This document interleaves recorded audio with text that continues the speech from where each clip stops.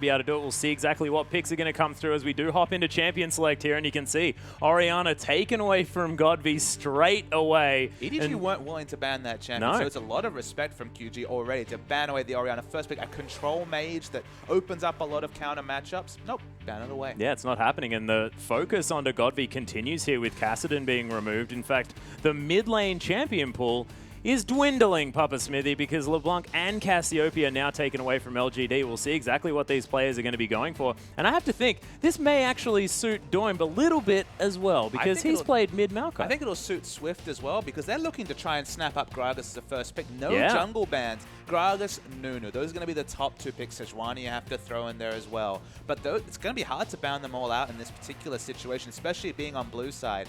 It's always that teetering act where you want to get that strong champion, but want to deny the strong two picks. They ban away the Nunu. I 100% guarantee if Gragas is available, they will take that with first pick.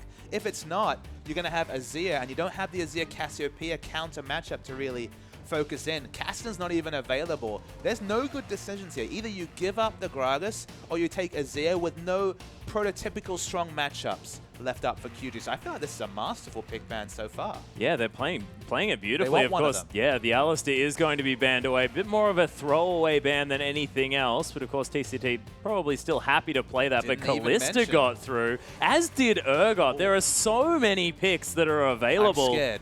Yeah. There could be some crazy power picks. Gragas is available.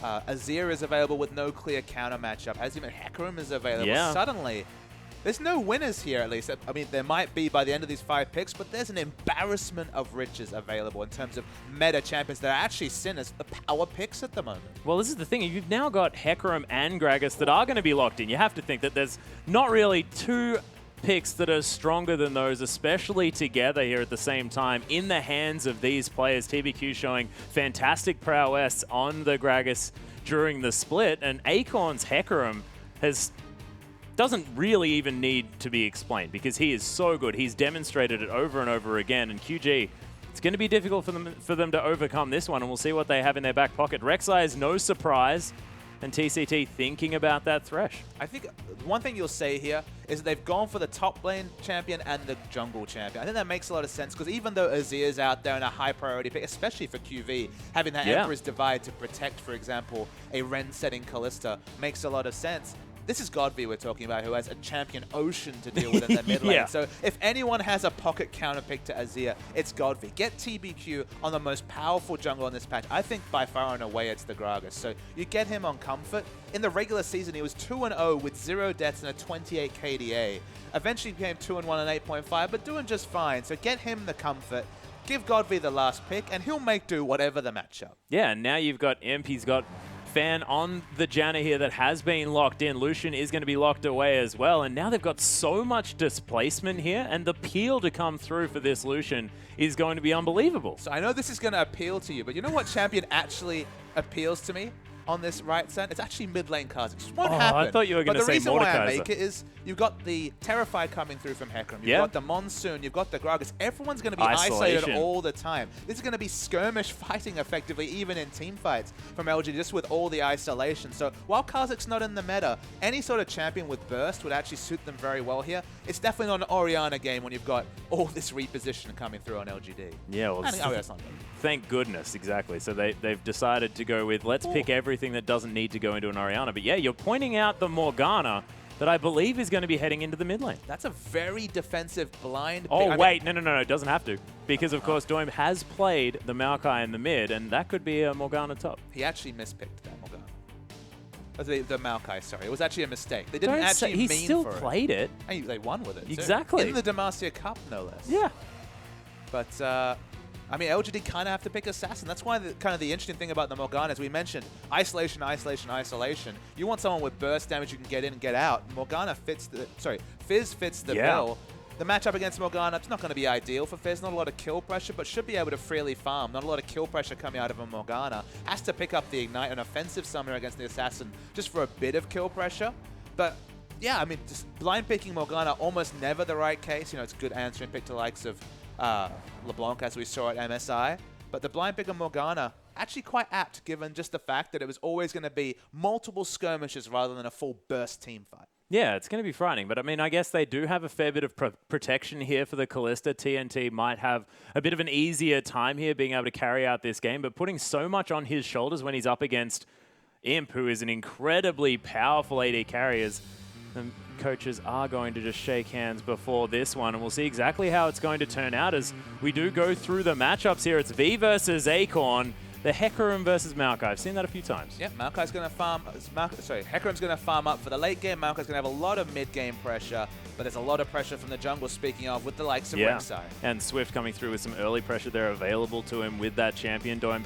Is going to be picking up the Morgana this time. No fancy swap arounds with that Maokai to be coming through, and now it is going to be Kalista versus Lucian, Imp versus TNT, and we'll see how TNT goes in his first game here in the LPL. It's a good laning matchup for Lucian against the Kalista, specifically early before the Martial Poise gets levels. You're going to register those trades with the Piercing Light. So in general, you look down this QG side, it errs very much on the early game. You've got the likes of Morgana, who will fall off even with AP stacking in the late game. You've got Maokai or Rek'Sai, massively strong mid-game, early game presence and power from those two picks. QG, they need to get the neutral snowball, and they need to get on top of this game early, because if you take it to late, there's a lot of tools available, a lot of teamfight resets available. Suddenly, if you can just disrupt the fight, just negate the pressure coming through from specifically the Morgana, things look pretty good for LGD. Yeah, it's going to be very frightening for QG moving through this game, but if they can actually control the mid-game situation, especially with that Maokai, it is going to be possible. We'll see whether they can make it work, because of course they really want to come out with a bang, and they're against the top competition here apart from EDG. So let's hop onto the Rift and see how they do.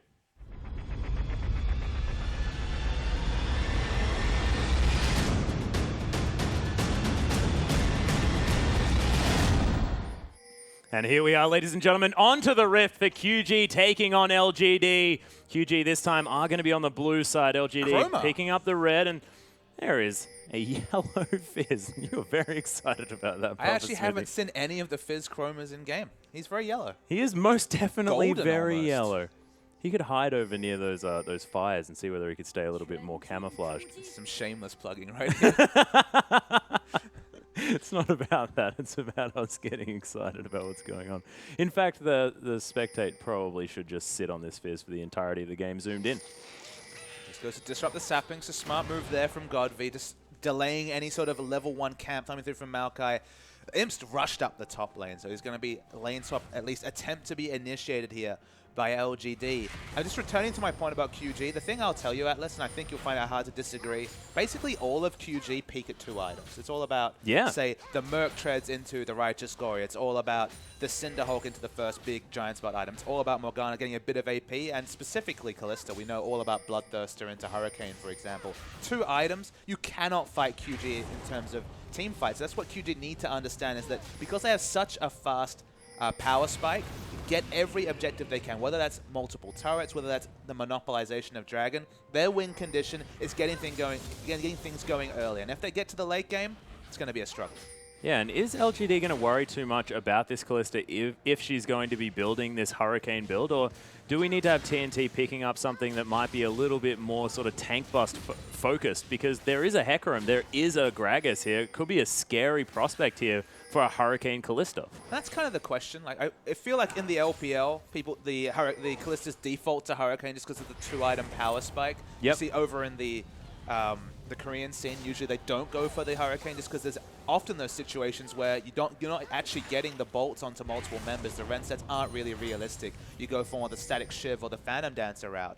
It's kind of a caught between 2 minds, because we've already mentioned the fact that there's like multiple teamfight repositions coming through from LGD. So theoretically, it's going to be multiple small skirmishes rather than a 5v5 fight where you're pushing Rensacks onto members. But then you're also delaying your power spike if you don't go for it. Speaking of power, they're going really aggressive. Yeah, QG looking for the dive here. There are 4 members, but there's 3 from LGD. Nice hook onto TBQ as he's got the double buffs. They really want to take them away, but makes his way underneath the turret, and Gragas, a fair bit of survivability, even in the early levels.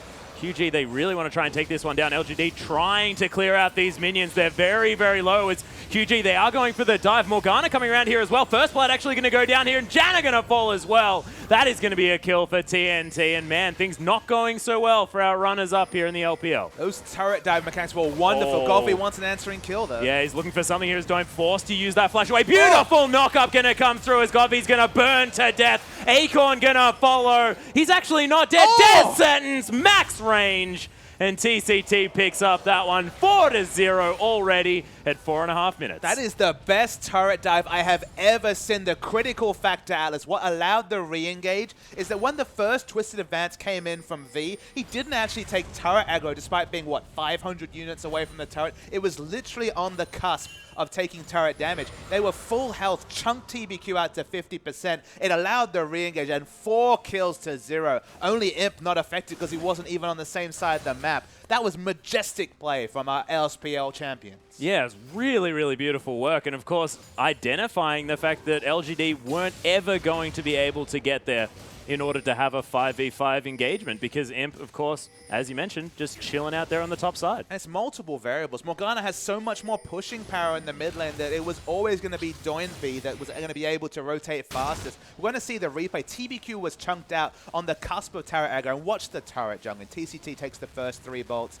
You see, the actual last turret hit would have died because of the exhaust, but still juggling the turret. Picked up the first 2 kills.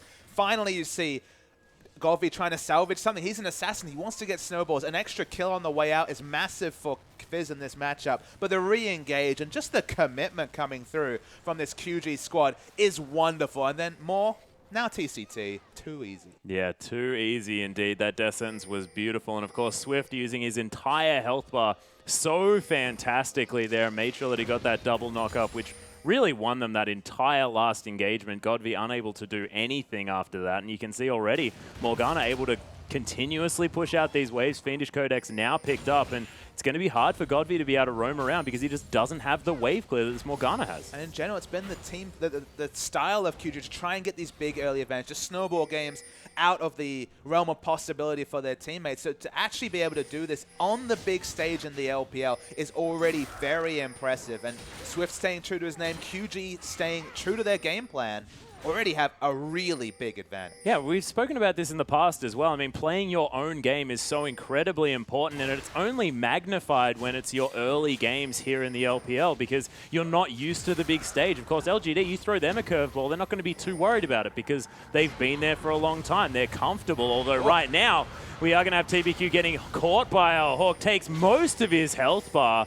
As QG, they are relentless with the pressure here, and they are going to possibly transition into this Dragon. And that's the thing. They're thinking on multiple levels ahead of what's just happening in front of them. That's why they're looking like more and more of a competitor rather than a team that will just pad out the bottom 4 spots. They understood Morgana's going to push in Fizz. We've got multiple members, the potential for 5 on the bottom side. Morgana can react first. Let's go for the turret dive. 4 kills. They chunk out TBQ. Jungler's gone. No Smite available. It's not a double Smite situation because Acorn Smite is down as well. It's going to be a free Dragon. So they're thinking multiple variables ahead. And this is an impressive first 7 minutes from QG. Yeah, it's really beautiful stuff. But Papa Smithy, does this mean that LGD aren't going to be able to get back in? Or is their scaling comp just going to weather this storm and they can move forward from there? Any team that really falls down from 2-item spike can lose again. There's always that potential where a random ace comes in. You just tip the items towards LGD and they can win fights. But the big thing is, if those 2 items come, what, 5-6 minutes early, it becomes more and more difficult. It's all about containing a QG team that's already running rampant. 2,000 gold doesn't sound like a lot, but it's 7 minutes into the game. It is a considerable lead along with a Dragon. QG just need to keep playing their game, keep working towards their win conditions, which is monopolization, specifically a Dragon, and basically getting as many turrets they can potentially shove out. If they keep playing their game, there will always be a point where they don't take enough, and LGD take this game at, what, 30, 35 minutes, 40 minutes into the game. But you keep on this pace, you keep hitting those timings on point, and it becomes harder and harder for QG to lose this game. Yeah, and we've spoken before about these newer teams not necessarily being able to sort of solidly close out a game as well. This is going to be the real test here for QG, who have committed to having this earlier scaling comp. They need to be able to finish these games. Speaking of finishing, Rek'Sai already has a Cinderhawk. Oh my goodness. That is terrifying. That's not without any kill credit. Just literally went 4 assists, Cinderhawk. Yep. Well, it is going to be answered here by TBQ. It's been farming up a little bit more strongly. Nice pierce to come down from TNT. Sim's going to get slowed by the Rend at the same time. And it's bottom lane from QG, just holding that wave, making sure LGD need to keep poked up, and there's going to be the culling coming through, actually doing a fair bit of damage here to the QG bottom lane. Very nice poke damage. This is a winning lane matchup picked by Imp on this Lucian, so this is what they would expect, obviously. Big curveball with the 4 kills early in the game, but they swap back, and this is a different dynamic. It's no longer a turret dive situation. It's the 2v2 lane matchup that LGD themselves did not opt into at level 1. Yeah, and you can see Fan, he's just hanging back. Imp is controlling this lane almost on his own here. Is TNT going to use that Rend in order to take down that Siege minion? Remember, Imp was not involved in all the craziness. Well, in the exactly, kill. He's gone up top. He's winning in CS. He's got a BF sword. His power level, Doran's Vamp Scepter against a BF sword, a lot more power with him. So it's no surprise that the culling damage is really sticking. Yeah, it certainly does make some sense here as Acorn gets taken down very, very low there on the top side. Does have teleport available and is Smite as well, as he is going to head back. Oh, Imp actually going aggressive here. Piercing Light really starting to rack up some damage now that he's hit that level 7 mark. Couple more levels and he will have that one maxed out. Godby just going to clear out these minions with the Playful Trickster. Urchin Strike to get him out of the way of that Q. And the difference with Fizz in this Morgana matchup compared to other, say, counter Fizz matchups, that Fizz doesn't have to respect the Morgana's damage, so can actually stay competitive in CS. 76 to 79 CS, with the lack of wave clear that you traditionally have as Fizz, is actually a big win here for Godby, because he's staying competitive in CS, he's still going to have significant split push pressure as we move on to this game. Yeah, and I mean, if there is ever a champion that you just do not have kill pressure on, it is, you know, a Fizz as being Morgana, because that Playful Trickster so easily dodges out of the way of the Dark Binding. And then what else do you have? I mean, you've got the Soul Shackles, but he's got so much mobility that you have a feeling that Godby probably not going to struggle too much as far as the 1v1 is concerned. But Doinby actually really able to keep pushing this one out, and he's also not going to die. That's the thing, is that Godby just doesn't have to respect Doinby at all, so he is able to even aggressively wave clear in the face of a Morgana. He still has flash available, so he can always flash the tether. So, I mean, the only situation where you have kill pressure as Morgana is flash being down and, say, a lane ward to snipe him with a binding. And this it's just very, very difficult. And Playful Trickster being down. So, at the point where you stack all those variables together, you just like, okay, you deserve this kill. But realistically, not going to happen this game. Well, that was very cute of Godby there. Oh my goodness, there's the fish to land. Nice Dark Binding, though, as Doinby is going to get shot back towards his team. Oh my goodness.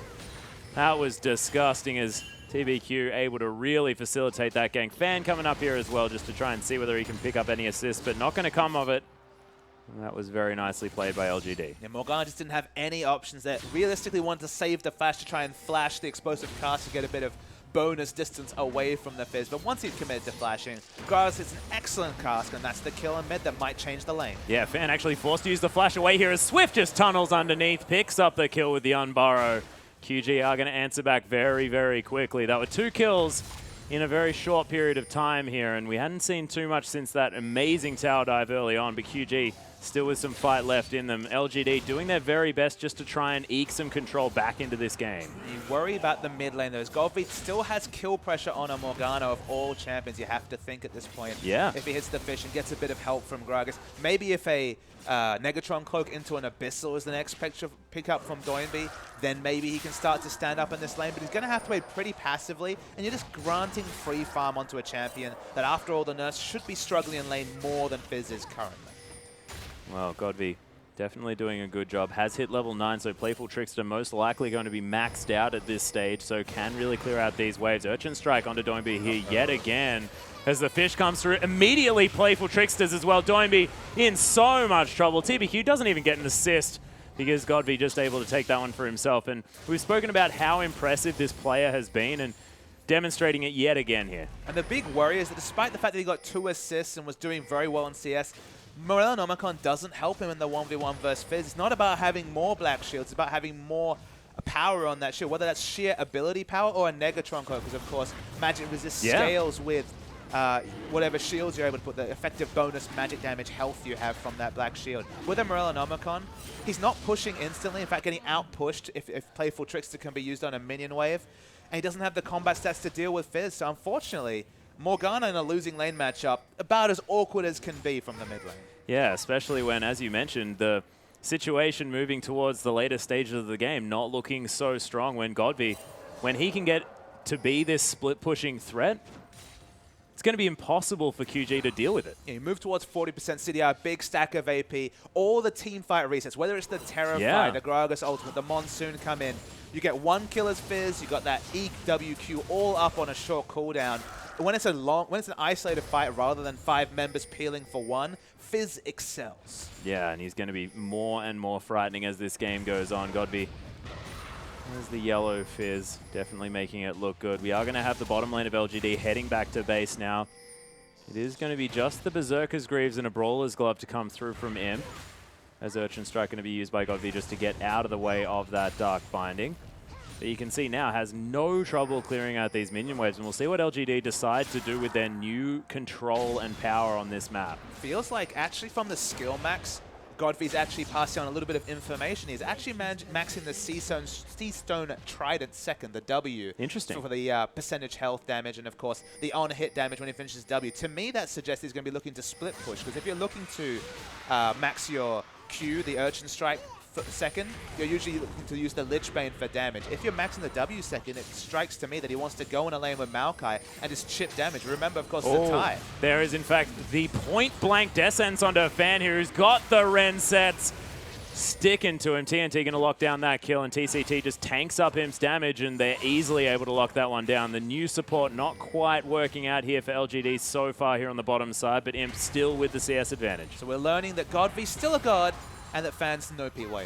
Yeah, it's not quite there just yet, as Swift is going to be able to clear out a ward. go. TBQ actually face checks it. Nice Dark Binding going to land here as well as the ult comes through. Godby looks for the fish, but now he's going to have to 1v2 as the teleport comes through. 1v3. Dome is going to try to escape and does manage to, but QG, they've got enough members there in the mid lane. I think 4 was probably ideal to deal with this Godby. Yeah, face-checking that brush with the pink ward. Smart pink ward, smart rotations coming through from QG. Their rotational play has been on point. This gold lead, we've talked about it being notable at being 7 minutes 2K. Suddenly it's 16 minutes, and 4,000 gold is the lead, coming up to 5,000 now. That's a big advantage, and again, it's a mistake from TBQ. And between between Fan just not being PYL tier and this lane swap having to end early, and you're not having the same aggressive wards and coverage and ganks even of PYL, you feel like it's starting to move along to TBQ as well. And you can see QG as well. They're warding fantastically. You can see the river entirely lit up as they've got pinks lining it towards that top side. Akon now in a whole lot of trouble, almost demonstrating my point here as Swift's going to come through. Doesn't quite get the knock up. Akon is going to get flashed on though, and he's not going anywhere. QG pick up the kill in the top lane as well. So much early game power with these item purchases. Everyone LG is looking for scaling, and it's only Godby that's really in a point of looking to duel with his opponent. Doing very, very well against the Morgana, but everyone else's problems are spilling over into the mid lane, and that stops a fiercely 1v1 champion like Fizz from feasting on the free kills on Doinby.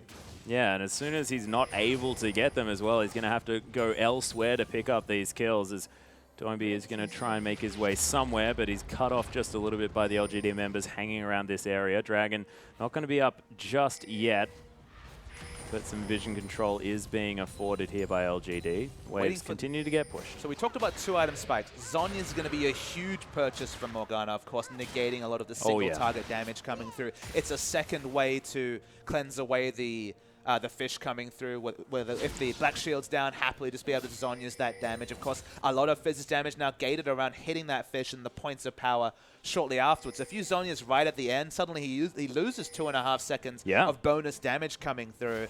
So Zhonya's going to be a big picture up. You can see from the recurve bow that so will be the Hurricane they're going to opt into here. They're going all in on the mid game, and honestly, with multiple winning lanes, it's a good strategy. Yeah, and especially considering the fact that their team comp sort of relies on winning very early on, you may as well all in onto that fact, considering LGD's comp, which is just beautiful for the later stages of this game. And Akon, he does almost have his Cinderhold completed, but he's nowhere near a Trinity Force or his next tanky item that he's going to pick up afterwards in order to complement this team-fighting monster that is Hecarim.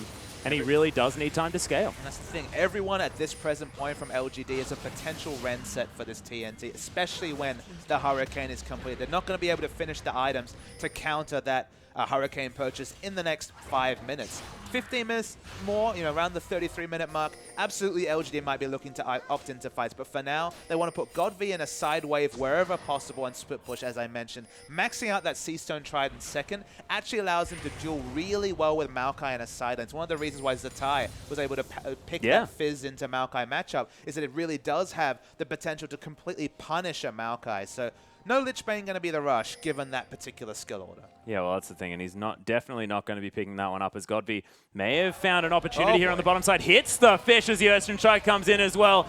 Does get exhausted. TNT trying to get out of this one, but he doesn't make it as Akon does teleport in. Godv still with a lot of damage available. Gets through, gets death sentenced, but it's not going to be aptly named this time as the fish is able to escape. Beautiful stuff. Now that's a big, big win there for LGD. They actually get the picks they're looking for. You can see why they want to engineer the split push. If the wards aren't there to be predictable from QG, it was the reverse of the situation in mid where TBQ face-checked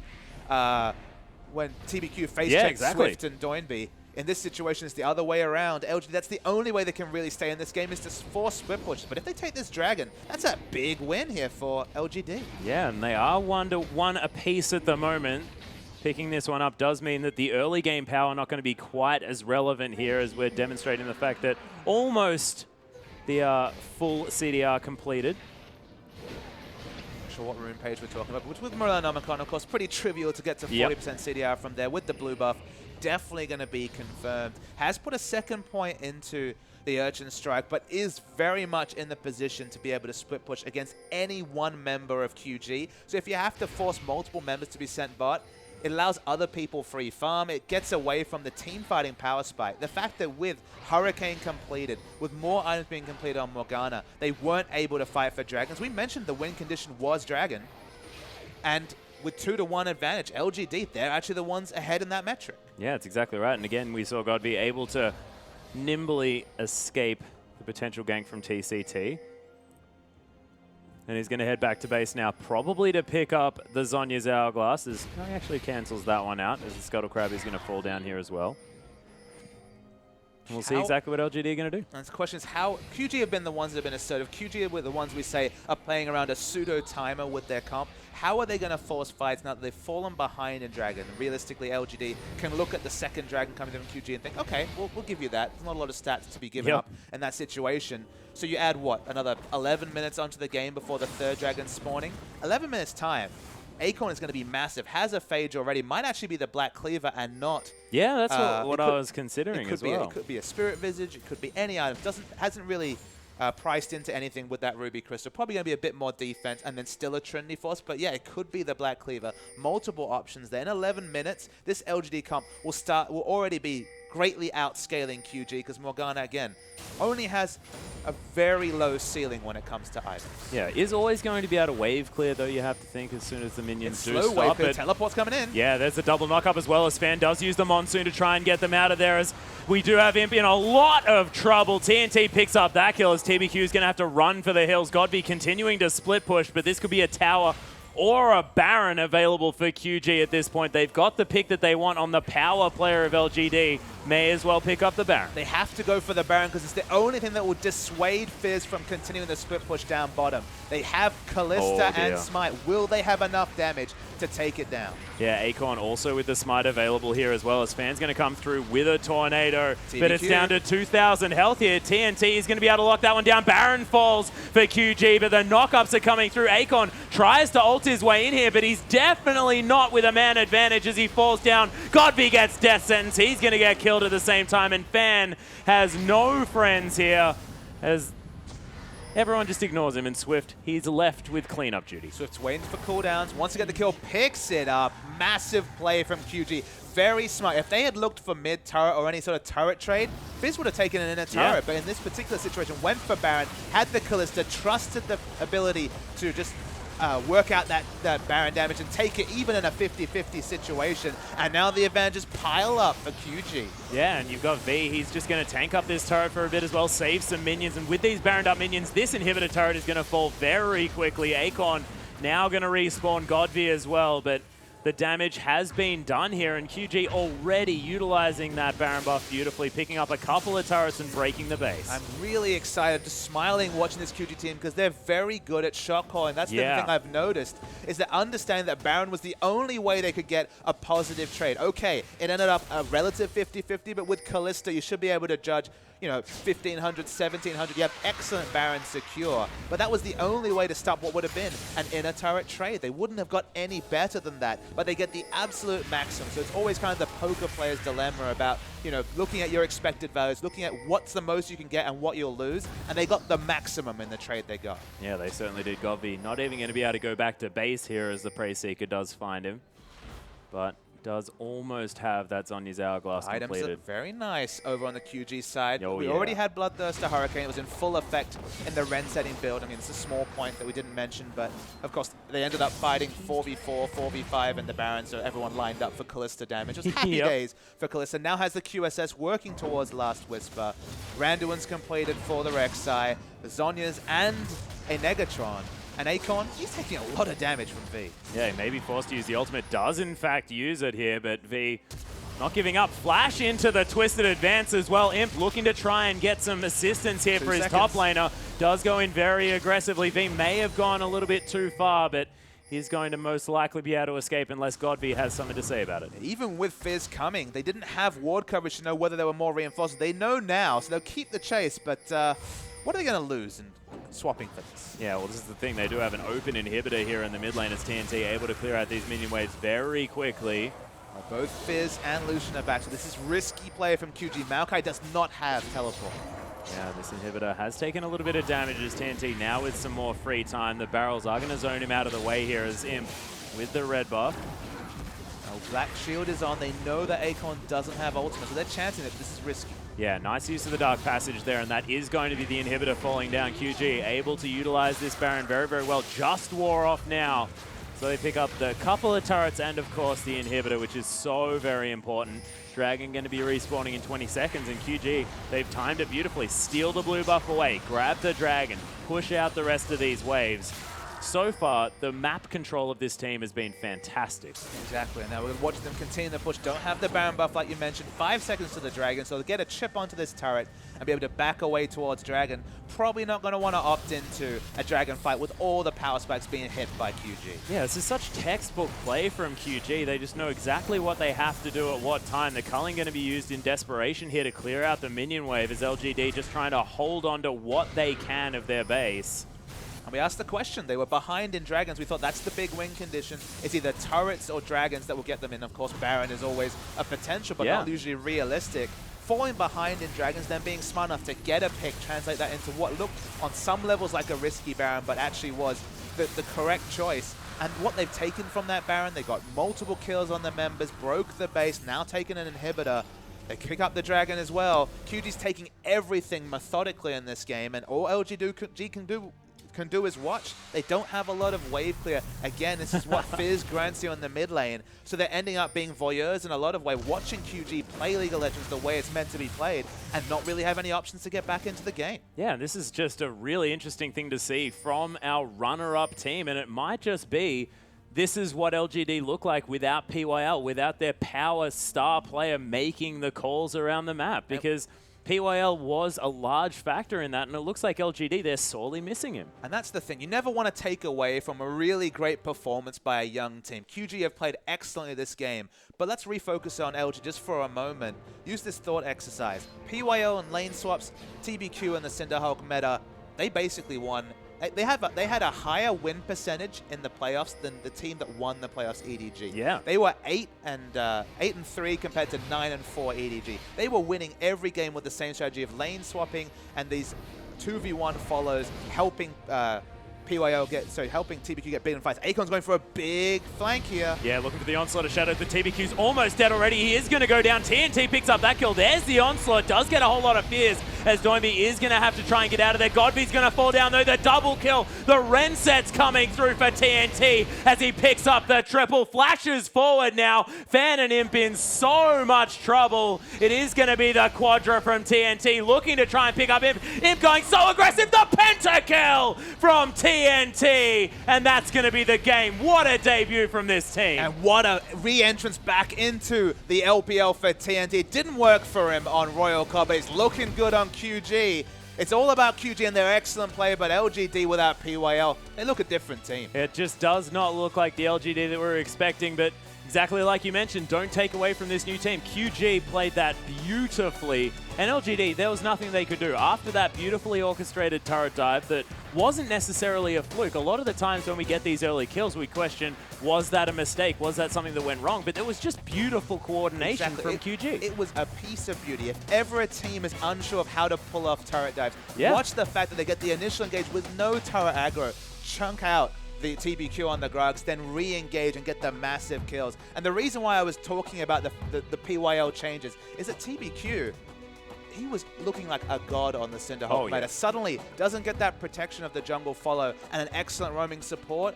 Just coming into that last fight, he was 0-3-1. He must have finished 0-4-2 perhaps. That's not the TBQ that took the playoffs by storm. No, it wasn't. And he did that on the back of Bristol, you have to think. Of course, Sejuani was a great pickup for him. Of course, didn't see a ban, but it's not like we're talking about a step down. Gragas is right up there. Exactly. So, of course, TBQ struggling just a little bit at this stage. Did manage to get that earlier gank, and that sort of worked out here. But we'll see what LGD can do to bounce back from this one, or whether QG are going to come out with a 2-0 for their first game. But, guys, we are going to have a short break. We'll be back with Game 2 very soon.